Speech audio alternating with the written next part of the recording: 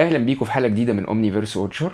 كنا اتكلمنا في الحلقات اللي فاتت على اكوالاد، بيست بوي، دونا تروي وستار فاير. النهارده هنتكلم على شخصيه جديده وهو ريد ارو، ناخد فكره عنه عن قدراته في الكوميكس.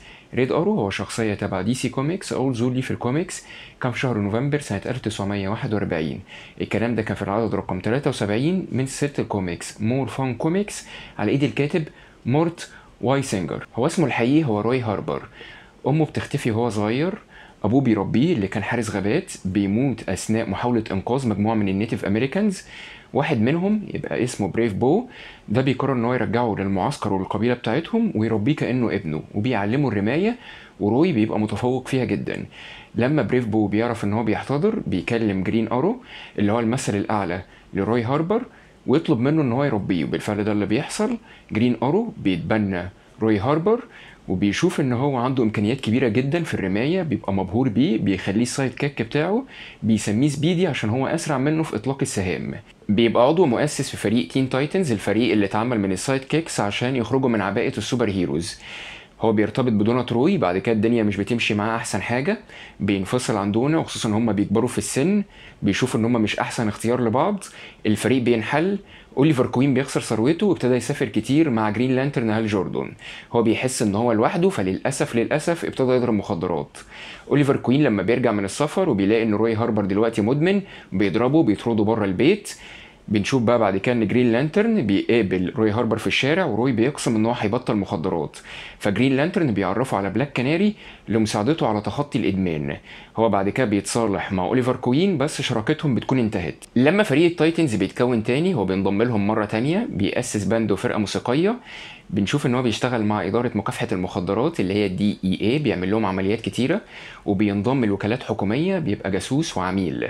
بيتعلم استخدام الاسلحه الناريه. يوما ما كان مبعوث مهمه سريه لليابان عشان يقبض على واحده مرتزقه اسمها شيشر، بس هما بيحبوا بعض. بيسيبها تهرب، بيقابلها بعد سنه، بتطلع انها كانت حامل منه وخلفت بنت اسمها ليان.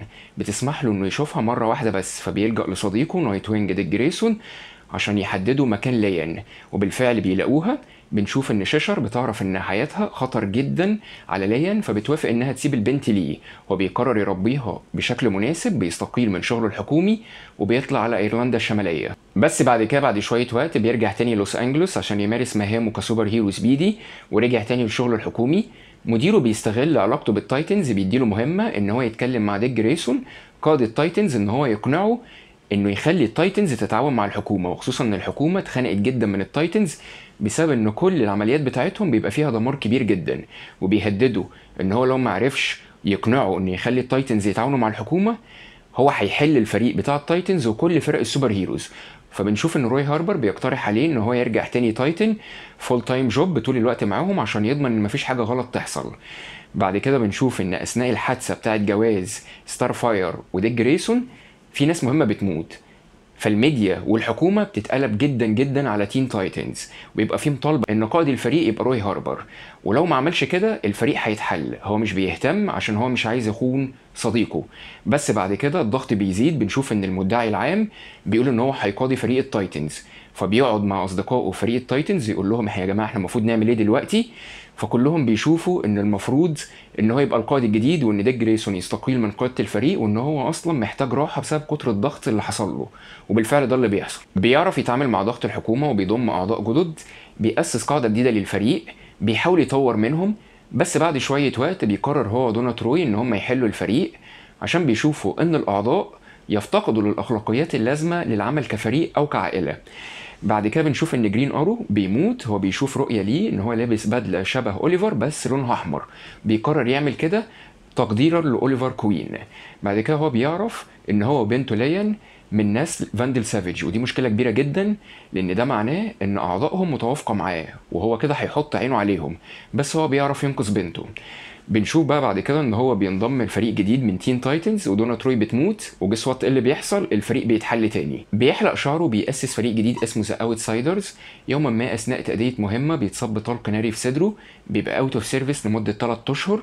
لما بيرجع بيبقى عنده تروما وبي تي اس دي، بيبقى خايف جدا وفاقد الثقه في نفسه، عمال بيفكر انا لو مت ليان هتعمل ايه من غيري.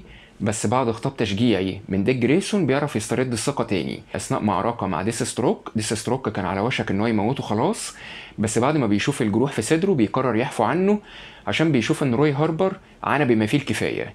وبعد كده بنشوف إن روي هاربر بيشوف ان الفريق دلوقتي ده مش مناسبه وبيسيبه. بينضم للجاستس ليج بعد كده وابتدى يعرف باسم ريد ارو. بيرتبط بهوك جيرل اثناء معركه مع بروميسيوس وبيقطع له دراعه اليمين. بروميسيوس بعد كده بيدمر ستار سيتي باستخدام زلزال، وللاسف بنته ليام بتموت. هو بيكتئب وبيرجع تاني للمخدرات. سايبورج بيعمل له دراع جديده. في قصه كونفرجنس الشرير اللي اسمه دريم سلاير بيعرض عليه ديل ان هو ممكن يرجع له بنته تاني على قيد الحياه لو قتل زمايله اللي هم دونا تروي وستار فاير. هو بيضحك عليه، بيعرف يرجع بنته تاني على قيد الحياة من غير ما يأذي أصحابه. بعد كده في النيو 52 بيموت هو مجموعة من الأبطال، بس بيرجع تاني على شكل زومبي في قصة دارك نايتس ديس ميتال. وبنشوف إن هو بيرجع تاني على قيد الحياة في قصة انفاينايت فرونتير. الجدير بالذكر إن في واحدة جت من بعده حملت اسم سبيدي اسمها ميا، وواحدة تانية حملت اسم ريد أرو اسمها إيميكو كوين. احنا دلوقتي ممكن نتكلم على قدراته. هي قدراته هو خبير في الرماية بالأسلحة المختلفة وخصوصا القوس والسهام.